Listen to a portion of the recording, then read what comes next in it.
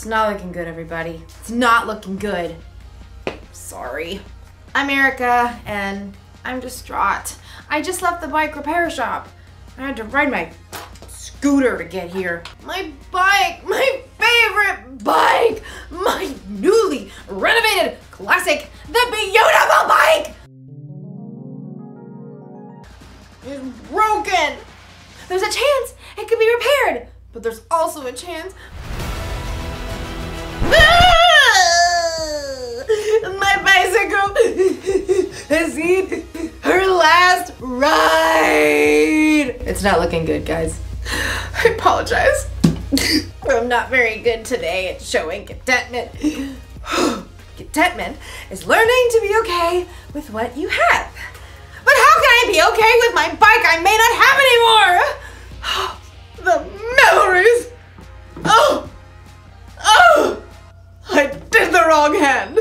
I'll sure miss that old girl. You know, I don't think I'll ever be happy again. Unless they're able to repair my bike.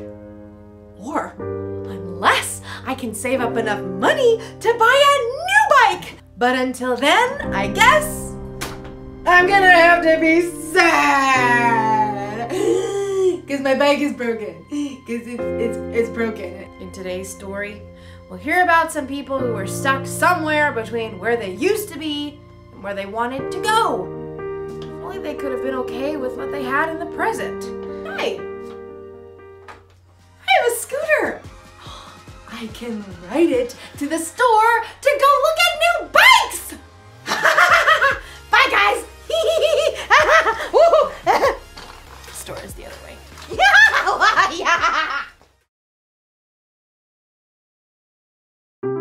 The Bible. It's 66 books of history, stories, letters, and poetry that fit together to form God's one big story. The epic adventure of how He created us and loves us so much that He made a way to rescue us. As we travel through the Bible, from Genesis to Revelation, we discover people who met God and found their lives changed forever. Now, for an amazing story. Inspired by the book of Exodus, chapters 16 and 17. The Israelites had lived as slaves in Egypt for hundreds of years, but God worked miraculous signs and parted the waters of the Red Sea to lead them to freedom. Sing to the Lord, He is greatly honored. He is strong, Pharaoh's horses and chariot drivers into the Red Sea. God's people were free. But it didn't take long for all that singing and celebrating to turn into whining. The Israelites complained to their leader, Moses. You must want all of us to die of hunger out here. Yeah, we had it good in Egypt. All the food we wanted. You do remember you were slaves, right? But we had so much meat we could barbecue every day. The people continued to grumble, so Moses took their complaints to the Lord. The people don't trust you to give them food. I will rain down bread from heaven for you. The people must go out each day. Have them gather enough bread for that day. Moses and Aaron called the people of Israel together to share God's words. Come to the Lord. He has heard you speak against him.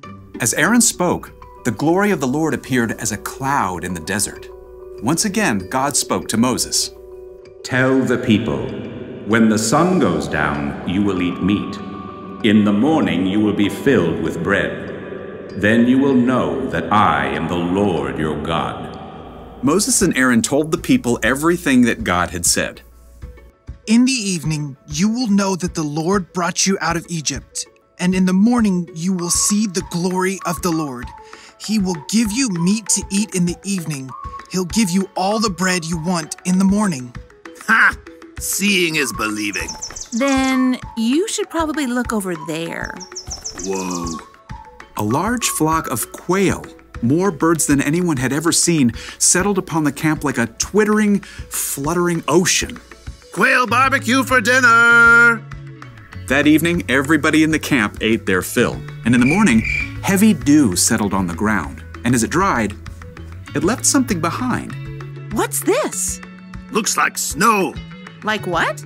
The stuff that falls on mountaintops. Flaky, white. Tastes like honey. This is manna. It's the bread the Lord has given you to eat. Gather only as much as you need for the day. What about tomorrow? Don't keep any of it until morning. God will give us what we need then. The Israelites gathered up the manna, sharing until each family had enough. Manna cakes, manna pudding, manna tostadas. Manna and quail pizza. Some people disobeyed God and tried to keep leftovers until the next day. Ew. But any manna kept overnight, filled with maggots. As long as the Israelites stayed in the desert, the Lord provided fresh manna for them to eat every single morning. Time to move camp. The Israelites soon moved to their next camp in Rephidim, and although manna was plentiful, fresh water was not. Seriously? I am so parched. Even though God had worked miracle upon miracle and provided food from nowhere, the Israelites still panicked. They turned on Moses once again. Give us water to drink right now. Why are you arguing with me? Don't you trust the Lord? Why did you lead us out of Egypt? At least we had water there. Now we're all going to die of thirst. The Israelites were so angry, they actually picked up stones to throw at Moses. Frustrated, Moses cried out to the Lord. What am I going to do with these people? They're ready to kill me. Go out in front of the people. Take the walking stick you used when you struck the Nile River. I will stand there in front of you by the rock at Mount Horeb. Hit the rock, then water will come out of it. Thank you, Lord. Moses called the leaders and the people of Israel together. Come up with me to the rock at Mount Horeb. The huge rock overshadowed Moses as he walked beneath it, walking stick held high. Now see what God will do. Moses struck the rock. Immediately, God caused cold, clear water to gush from the rock, forming a rushing stream below. Not bad. Yeah, I guess it beats Egypt. For now. Over and over, God showed that He would care for His people. But still, the Israelites were tempted to long for what they had before, in spite of their newfound freedom.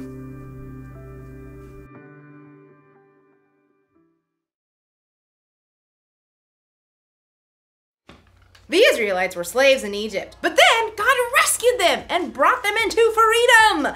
You'd think they would be overjoyed, but instead, they whined and complained about what they didn't have.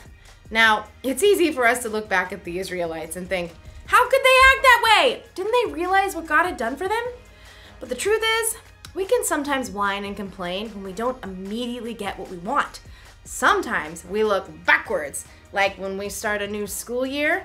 My teacher last year didn't give us much homework. Sometimes we look to the future, like when we're waiting for something exciting. I want Christmas to be here right now! We spend all this time looking backward and forward that we completely forget to look at what we have right now. For instance, right now, I may not have a bicycle, but I do have a scooter. What about you? Think about it. Don't think about what you don't have. Think of what you do have. It could be a favorite toy or a favorite thing to wear. Could be friends. Could be a place to sleep at night. Could be family. What do you have right now? I can tell you one thing you have, no matter who you are. You have a God who loves you so much that He sent His Son Jesus to die for you. And that will always be true. Here's the one thing to remember today. Don't miss out on what you have right now. Right now, I have a good attitude. I've got strength and energy. And I've got a scooter to ride around on. I'm so content. I'll see ya. Vroom.